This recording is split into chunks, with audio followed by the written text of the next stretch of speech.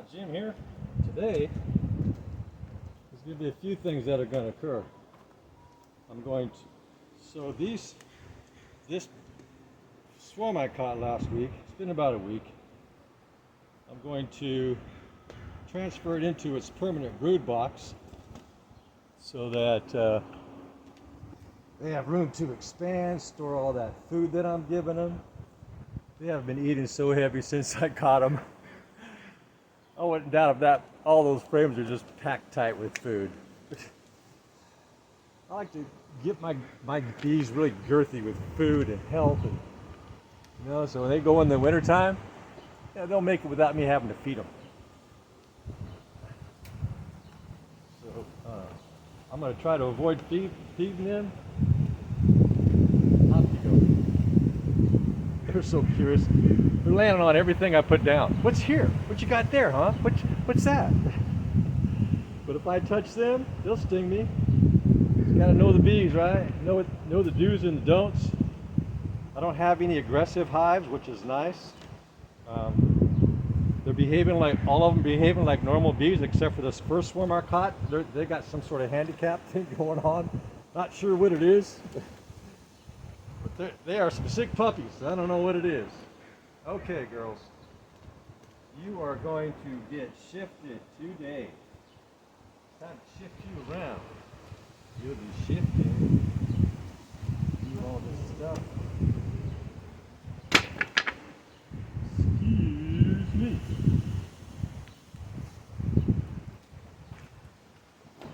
And we're all going to go in here.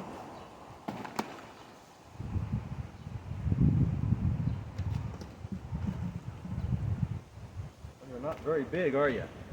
Well, that's good. Not very big.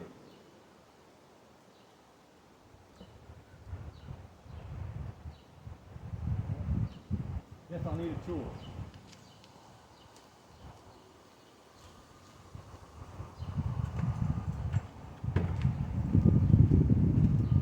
So I got some rubber bands. I put some stray comb in here on some of these frames. So I have some stray comb. See that? See how they're building that? I put those little wax things in the corner. You can see how they're building that wax right from those little starters. Instead of all over the place. Yeah, I know, girls. Life's tough. Excuse me. So they're doing it just like I want them to do it. See that? Those are those combs, just little pieces. I rubber banded them in. They're forming them all up. Doing a good job.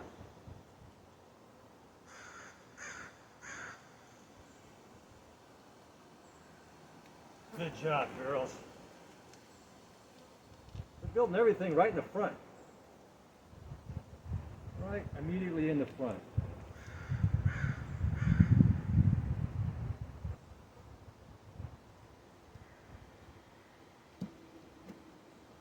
Trying to squish you? Excuse me. Okay.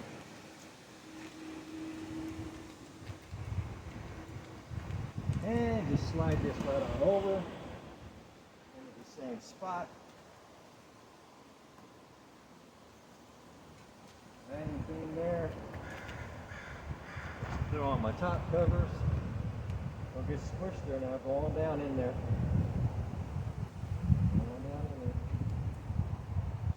Right. Now this way it saves a lot of, the way that I got this set up, if I put this cover on, it's going to save a lot of lives of girls. Instead of putting this right on with a bunch of girls climbing all over the sides, yeah, it's going to save a lot of lives. Lifesaver. All right, girls, you just climb right on in there. Got your nice new landing board. You're all set. Walk right in, sit right down. Baby, will let your wings hang down. Okay. So that's number one. Number two. Not trying to be stinky or anything. All right, girls, let me put you next to your entrance here. Yeah, it all looks a little different. Little bit different, don't it? Yeah, everything is a little changed. Okay, this hive here, I'm going to put in a bottom screen board. I'm not going to be changing this one up too much. What the heck? Oh, earwigs. The earwigs are trying to get to that sugar syrup. Can't blame them. It's good stuff. Good stuff.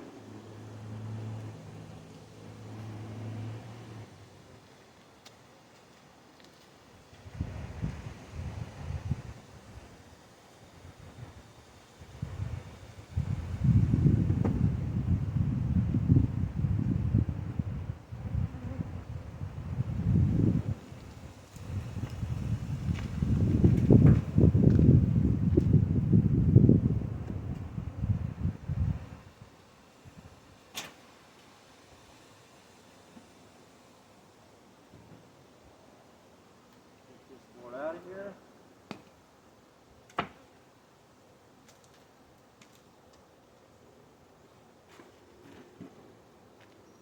here's my screen board.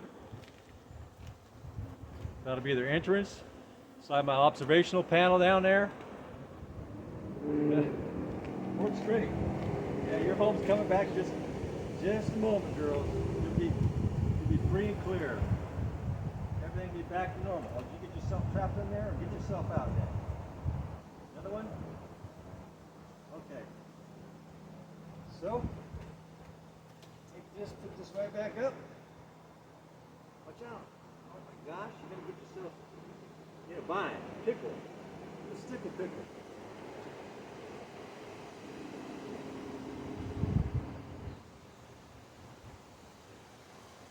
I got a problem. There we go. Now, bro. Now things are fitting. It looks marvelous.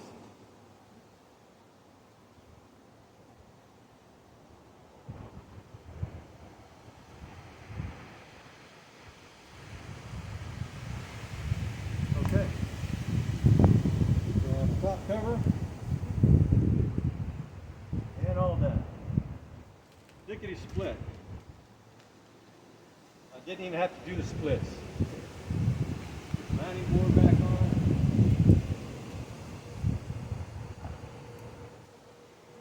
Come on up, girl. Up the daisy. Come on. Get yourself trapped down there. Up. Okay. Put your food back over here.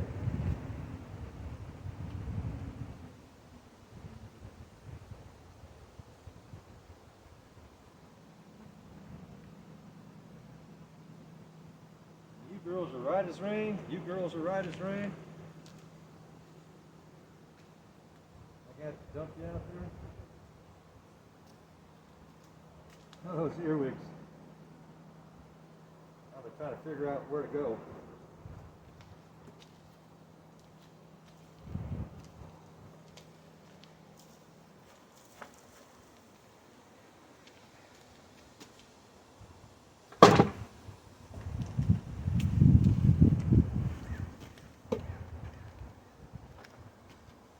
Yeah, you're going to need to reorientate.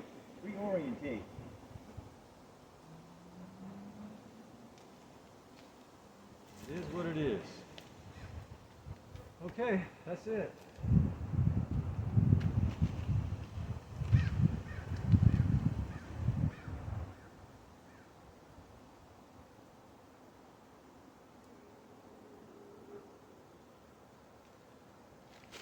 Reorientating, and that is all a done deal.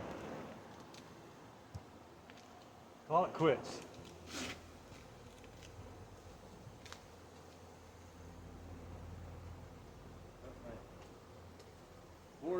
Board there. Okay, everything looks good. It'll look marvelous. If you girls want to ever do a swarm, you can go right in this box here. Okay. So that's what Finished deal there. So that's the swarm I caught about a week ago. That's the swarm I caught about, I don't know, maybe 3 weeks ago. That's the swarm I caught about a month and a half ago, and they are doing some weird things, and I don't know what it is. They are behaving so peculiar. I've never known bees to do that. I've had quite a few bees, and I've never noticed bees do what these bees are doing. They are just being weird. It's like they have 2 queens in there or something. And they're still bringing out the dead, but what they're bringing out is these black girls mostly, and they're bringing out a bunch of drones. They're uncapping the drones and bringing them out. Maybe they don't think there's enough resources for them, and they're just bringing out the drones.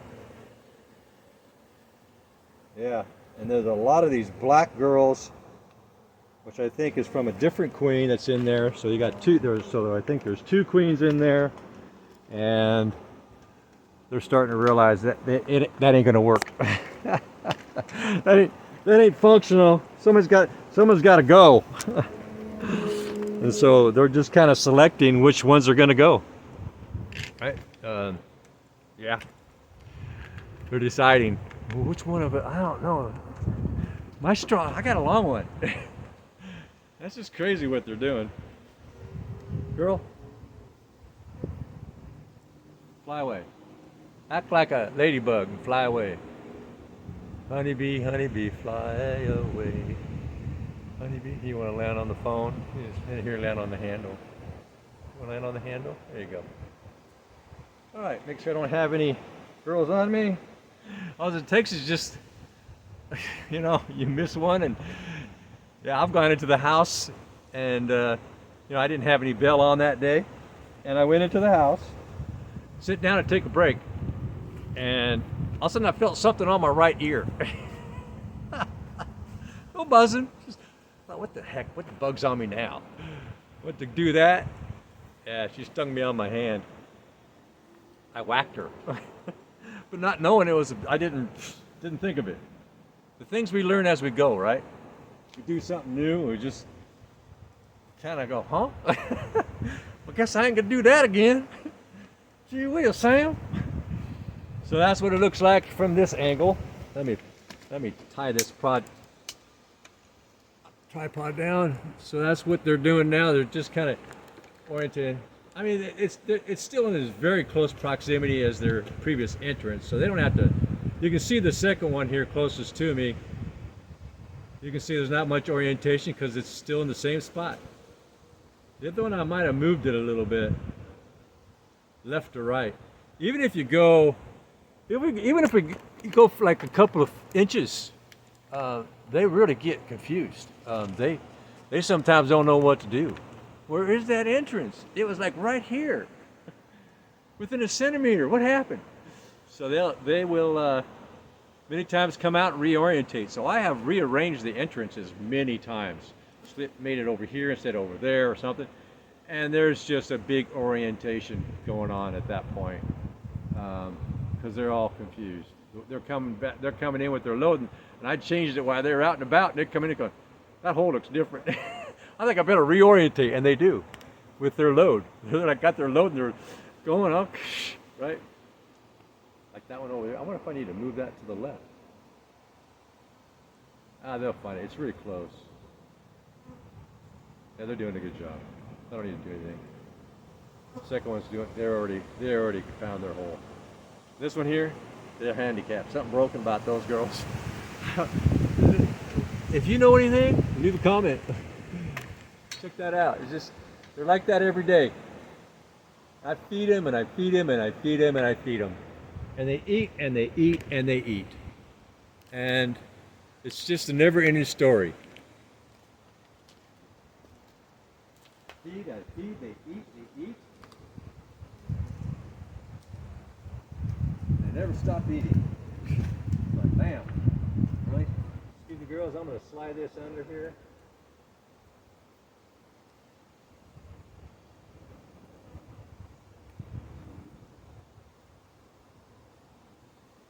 Oops, there goes the sugar syrup.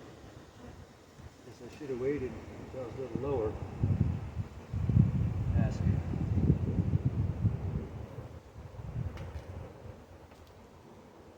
Okay. I should have just left it until they ate most of it, then I can move it around without spilling it all over the place. So these girls, all these hives now, because I caught three hives pretty quick. They didn't know me from Sam.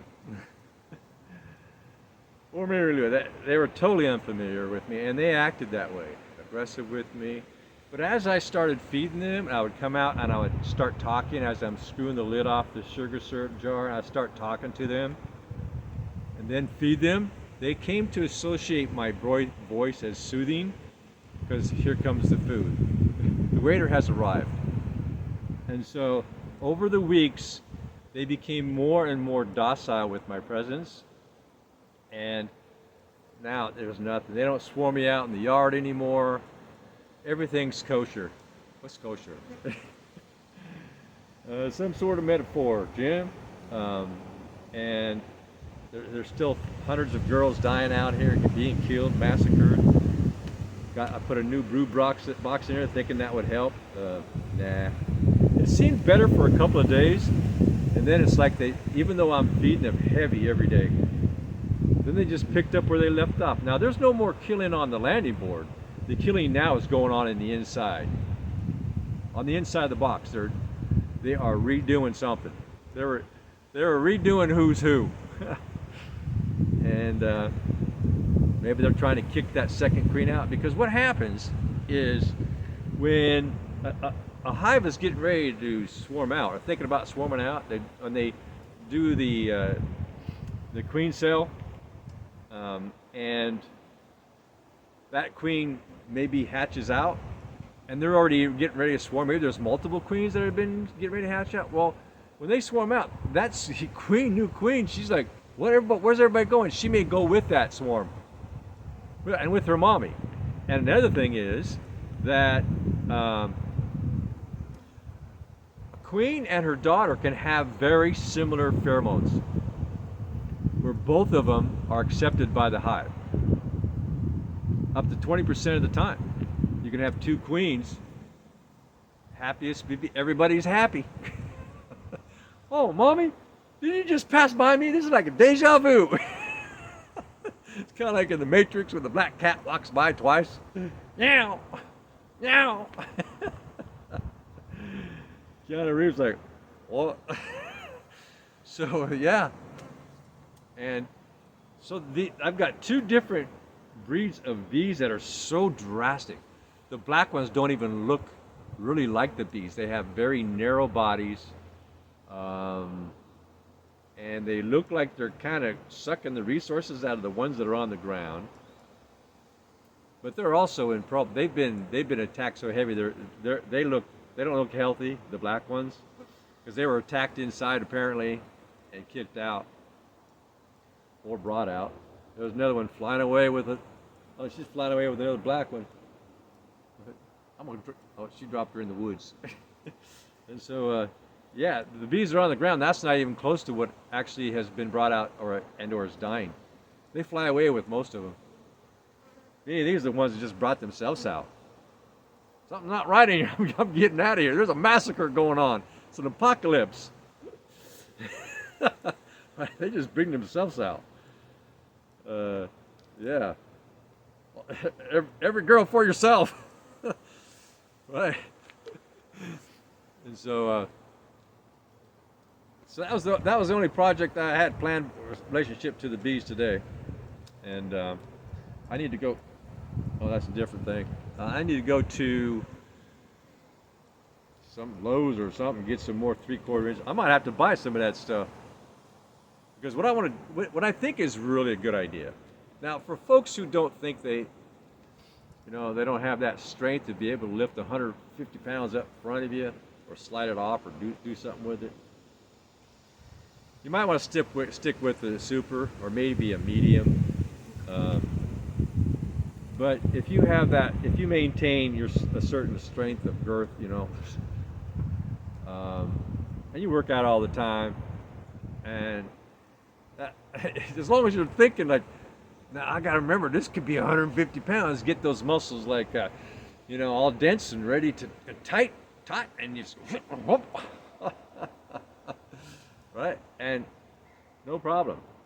And you know, if we get injuries or back injuries or something, we're having to deal with those broods. You can always do what's called a side swipe. So put a little structure, and so that you got a structure that has a couple of pieces of wood that's fastened to this structure, and you just slide your hive right over on top of that, out of the way, while you do your thing on the inside. Easy peasy. It's all up here, right? We don't have to lift if we don't want to, but I like lifting heavy things all the time, including my weights, just to keep my strength up and you know, keep that kind of a physical youth kind of thing going.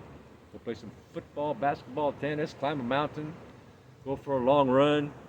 Yeah, just kind of keep that going as long as possible for me anyway. Because if we don't do that, if we don't maintain our physical youth, who's going to do it? Nobody's going to do it for us. And yeah, it's a sacrifice. I get up every morning to do my workout before I start my day. And I vary it really widely too. Like, one day it's with this group of exercise, you know, but I always hit the upper and lower bodies, including the mids.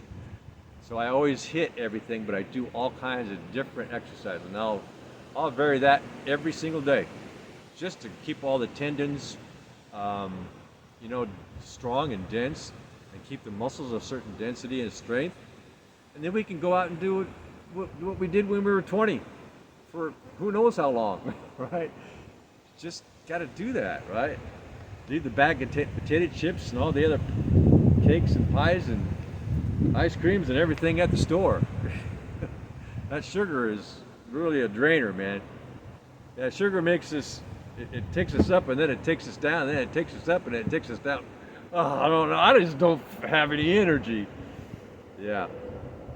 I got off that roller coaster ride. Now it's just always up, 24/7. Plenty of energy, all the time. Go, go, go, all day long. Till the muscles just go, you know what, Jim? You need to go sit down by the beach for a little while, just take a break.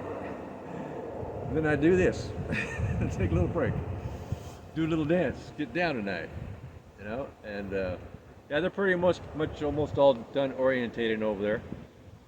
I used oak strips, solid oak. So the landing, that beehive I just transferred, those boards are solid, real oak. Yeah, I dismantled. I saw it out in a bunch of stores in the street, and I thought that is some nice quality, expensive wood there. So I just took it. It was going to the dumper. They had it out, you know, by the dumpster thing. They're, you know, people just they redid their kitchen, and they just wanted somebody to haul it away. So I hauled a few things away, including that oak. And I've used it all for all kinds of things. Chopping blocks, just, yeah, it's really hard, solid wood, man. Yeah, oak, solid oak. And so they got it for their landing board. Kind of like chandelier landing board material, I don't know, something. And so I have not seen any more pre-swarming activity. I'm waiting for this hive to do that. Well, maybe I've spoke too soon. There they go. I bet you it'd be from this hive. Up, duck on. Yep, there they go. That's the first time I noticed it. I've checked on and off every day since I transferred the swarm. Yeah, there they go. I'll be damned. I'm about ready to catch my 6th hive. Well, crap. I need to build me another box. I don't have any more. I don't have any more boxes. So I bought one. That's a fly. So I bought one with a, you know, as a template, and Manstrom hive, and so it had a brood and it had a super. So I was going to use those as my template, including the frames. And then I quickly built 6 brood boxes and a bunch of frames, thinking, yeah, this is probably all the hives I'm most likely ever going to have. Well, they're all occupied, and if I catch another swarm, they're gonna have to stay in the nuke boxes. I've got 2 good nuke boxes. I'll just insulate them on the outside a little bit more. The sides are 3/4, but the tops I'll put some insulation on the inside underneath the lid, and they'll be fine during the winter. I'll be doggone. There they go. Shoot. 6 hives. I'll just put them right where that other, so you can see where that other nuke box, that brown one is at the end there. So if I catch this swarm, there they go. So if I catch this other swarm here, that clearly is starting to show that signs, that's where they're going to go. Hive number 6. If I get number 7, I don't know. Might sell one. Yeah. I have these girls. So I can sit down here, and there's girls that have passed by this, you know, that come through with their load. They're coming through. And I sit here, and they go, bunk. It's like driving, it's like they're driving, but they're not really paying attention. They're following the magnet of the earth or something, you know. I don't know. They're sleeping. They're sleep flying. Get them for DUI. And they just bonk me. Sometimes same thing, bonk. You know? It's like, pay attention where you're going, girls. Look before you leap or fly. And so, okay, I'm going to sweep all these hundreds of dead girls again in this pile. I've got so many hundreds over here, thousands actually. I'm just sweeping them into this pile over here. And we go back to soil. Yeah, lots of drones we're bringing out. I'm thinking that they already planned to do that before I started feeding them, because she was in there laying drones, and that's a bad thing anyway. This time of year for your queen to be laying drones, that's when the varroa mites explode. Those drones, they're why varroa mites explode, because the preference of a varroa mite is to lay their egg in a drone cell, because the drone has more fat, and the gestation is longer, more closer to the natural gestation of the varroa mite. So they'll seek out a drone cell before a nursing bee cell, a worker bee cell. And that's where they're going to lay most of their eggs, if they can. And so it's best to remove those. It's best to take those drones out, right? So, and they're doing that. They're taking them out. And that's the same thing that happened over there. They took thousands and thousands of them out. I put in some Apigard, which is thyme oil, and then I did a sugar shake the same day. Got about 450 varroa mites, counted one at a time. That's what I did. I was curious. I'm curious like that. I'll take that time out to satisfy my curiosity. It's like an investment to satisfy the curiosity. At least it ain't playing, putting money down a slot machine, satisfying that curiosity. And that's more of a waste of time, in my opinion. And so they cleaned out all the drones pretty much over there. And there was only a few coming out for the next couple, 3 months. Just really a manageable looking number of drones that were coming out of that hive and this one. There's still drones coming out of both ones, just a few now and then, not many. There would have been thousands going in and out, coming back and forth until they made it with the queen. They would have been consuming all the resources. So I think in probably around early spring, from now on, I'm going to give all my beehives some thyme oil, because they'll take out the drone cells. They'll remove a lot of them, because it interferes with the varroa mites that are inside the cells and makes them make weird sounds. And the worker bees and the nursing bees, probably worker bees too, but most likely, they sense there's a problem and then remove that drone, not knowing what the heck. There's something in there that's broken. Get it out of here. It's going to cause a problem for the rest of the hive. So they remove them. Yeah, they're still doing some orientation, but they got it. It's kind of cool how they built that, all that comb from the corners where I put those little tiny strips of comb.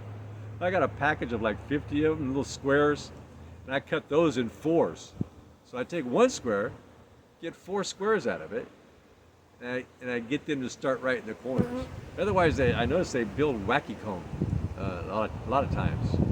And by giving them a good place to start, it's nice, straight all the way down, instead of all over. Oh, we didn't get to, they bring it together from here to here, and it's not matching, and then they go wacky. One goes over the other like the tectonic plates. Yeah. So yeah, it works out really well. And so now that one has 10 frames, that one has 20, 10, Everybody has their all girls have all the frames they need. I'm still gonna make a bunch of more, and gotta go. So I'll probably end up making 4 more, if not 6 more broods, and I might make a couple of more honey supers, just in case I want to start collecting honey. But what I would do is put a brood on first, have them fill that up first, and then when I say, okay, you got enough food for the winter, and then I would add, oh, I never did use that smoker. I got a smoker going over there. I just never needed it. I got it going about 3 or 4 minutes beforehand. Got it going really good. I never even thought of using it. But you seen how quick it went. Didn't need it. It was unnecessary to smoke these poor girls. Yeah. And get it in my eyes. So it worked out just fine. It was there if I needed it. And going. And so there it is. So I do have like I have 3 good Nuke boxes that if push comes to shove, they can survive during the winter. One has 6 frames, just 4 shy of a regular brood frame. So some folks they'll only put 8 frames in a brood so that they get the right kind of spacing of the comb, because otherwise they get all stuck together. There might be one that I have 8 in for that reason, and so that one would have 6 frames, only 4 shy of a full brood, and the other ones would have 5, so that would be 16 frames that bees can lay in and store food. Yeah, push comes to shove, I may not have to build any more brood boxes, but I do want to build some supers. So there you go. So that's what you can do, right? As far as catching swarms. There's something about already having a beehive. It draws, by having at least one beehive, this is just my opinion, it draws other bees. They smell the honey, they come in to investigate, and it draws other bees. I'll be damned. It draws other bees into your area. They become familiar with your hive, and when they want to swarm out from somewhere, they go, oh, let's look over here. And if you've got a baited nuke out, then the odds are really good, you know. As long as you ain't got neighbors all around you putting out baited nukes, they just have nicer chandeliers in there or something, right? So whatever. Gonna catch another swarm, probably. Well, my goal starting in January, I was made some other podcasts. My goal going into this fall was to have half a dozen hives, and looks like that's going to happen. And I was going to make splits, and I was going to make queen cells. I was going to make the queen cells, you know, put little larvae in these cells and put them on a frame and put them in there and have them make queen cells, and then transfer those into the splits that I made. And yeah, I didn't have to do that. All these girls, nature did it for me. That's work, right? Didn't have to do all that stuff. But I got all that gear, and I was thinking, okay, I got all the gear to make my own queens. You know, got my queen bar strip here, got all my cells, got my little Chinese scooper to get the, you know, 3 day old larvae, and got my magnifying glass headset and ready to go. Just didn't feel the need. Didn't need to do that. But I was ready. I was kind of looking forward to the experience, because that would have been the first time I ever created a queen bar and created my own queen cells. But, you know, nature does all your work for you. You know, if it ain't broken, don't try to fix it. I ended up breaking something. And so, there it is. I don't know. I'm thinking about stop feeding all of them. Just let them to their own accord. I bought two 50-pound bags of sugar the other day, and they're going through it so fast. I'd rather keep it for emergencies when I notice that they're getting low, like come the first of the year, like January next year. Give them some then. Huh.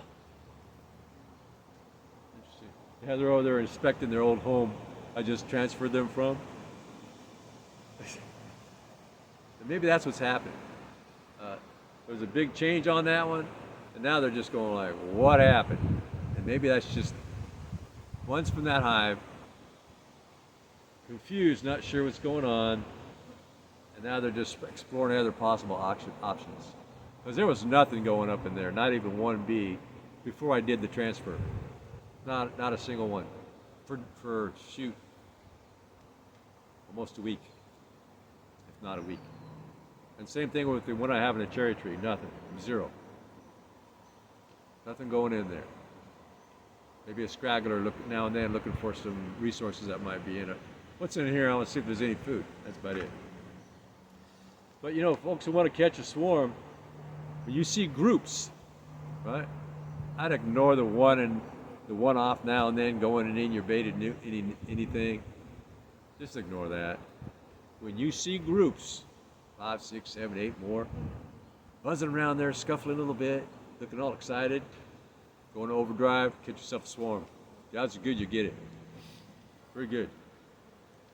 All right, this is what they look like at the moment.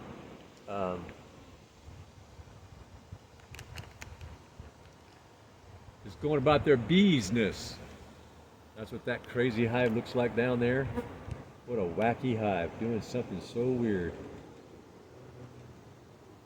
Now they got 8 new frames in there empty, so they got plenty of room to build some comb and make new structure. Yeah. They look like they're mostly orientated to their new location. Got their food right in front of them.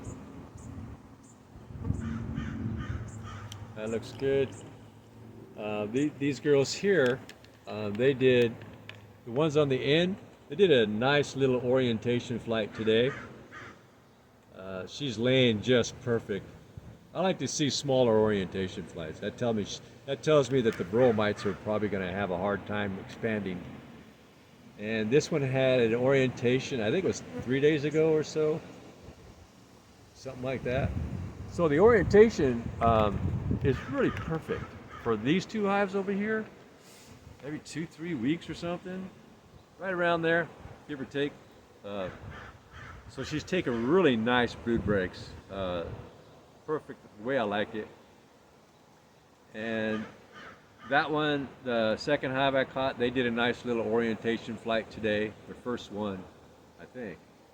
Oh, no, actually that was like their second or third one.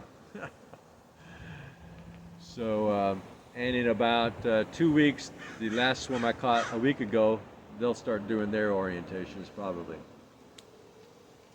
And then on all these hives, you're just going to settle in, find some sort of normalcy.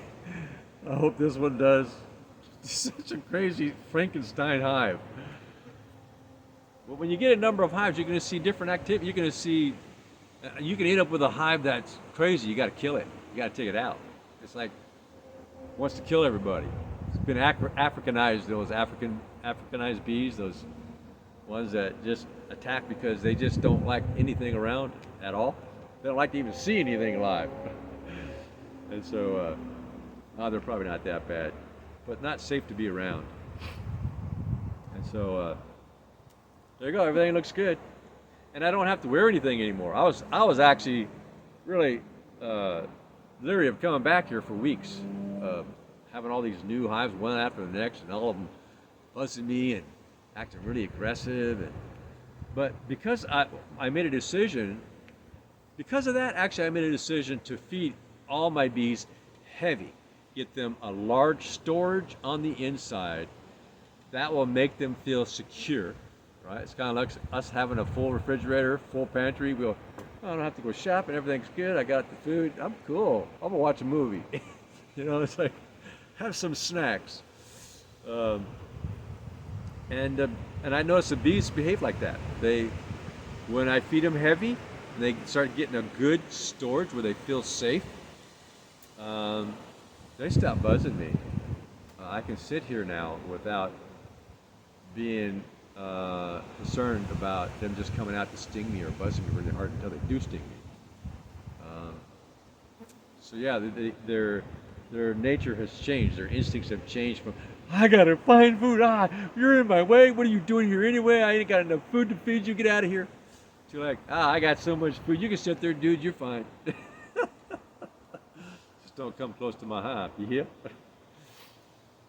Yeah, I thought after doing all that work to those hives, I'd be getting buzzed right now. But I can tell when I was taking them down and everything, and I didn't even smoke them, that they were behaving really docile with me. Yeah. Okay. Now these, my first hive that I swarmed I caught last year, when I left them with no food, they were pissed off at me for months. Yeah, buzzed me all the time, really heavy. You took all of our food. Did you know you left us broke? You took all our resources, and they let me know that they believed it was me that did it, and they were right. They might have seen me taking it, going, Mary, look, he's taking all of our food, our whole pantry. I don't like that guy. Let's get him. Anytime we see him, we got to attack. Yeah, they were aggressive for a long time. But I fed them until they filled that top brood box with honey, packed tight, all 10 frames. Then they left me alone. And all these girls leave me alone. And I fed them all heavy. And I let them see me when I'm talking to them before I'm talking. And then I open the lid and I start feeding and I'm talking. So they've associated my voice as something soothing, because every time they hear it, shortly after that, they get lots of food and well fed and happy and content with this guy's voice. I've watched them come out when I start talking. I've got my jar and it's cooler, and I start talking and hundreds just rushing out of the front of the entrance as I'm talking, and there were just moments ago none. And they're rushing out as I'm taking the lid off and I'm talking. And I feed them. That was a very big surprise. I didn't know that. Yeah. Associate that vocal vibration with some sort of reward food thing. So birds do it. Animals do that. Why not bugs? Yeah. Oh my gosh, so many. Oh, hundreds of dead. Dead and dying. What are you doing in there, you Frankensteins? All right, please subscribe, thumbs up, ring the bell, leave a comment, click the like, and you have a good day now. Yeah. Well, great. I always dreamed of Jeannie in the long blue.